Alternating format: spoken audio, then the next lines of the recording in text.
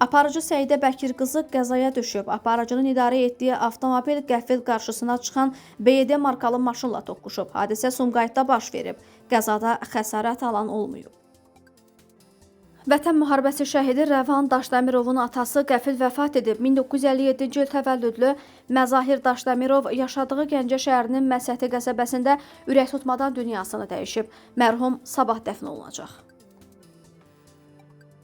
Ötən gün Respublika Pediatriya Mərkəzinin direktoru vəzifəsindən azad olunan Azər Əhmədov bu barədə paylaşım edib. O, sosial şəbəkədəki paylaşımında birgə çalışdığı komandaya təşəkkürünü bildirib. Dünən Respublika Pediatriya Mərkəzinin direktoru vəzifəsindən ayrıldım. Vəzifə dövlətin sənə əmanətidir. Onu göz bəbəyi kimi qoruyub, ləyaqətlə dövlətə geri vermək hər insana nəsib olmur. Bu müddətdə qurduğumuz işləri saymaqla bitməz. Sadəcə mən və zəhmətkeş komandamız hər təbəqədən olan vətəndaşın müraciət edə bildiyi müasir bir Respublika Pediatriya Mərkəzini inşa etdik. Daha nə olsun? Nə xoş mənə belə fürsəti doğru dəyərləndirə bildim. Bu quruculuqda əməyi keçən, dəstək verən hər kəsə, xüsusilə də görünməyən qəhrəmanlar olan komandaya təşəkkür edirəm deyə Azər Əhmədov yazıb.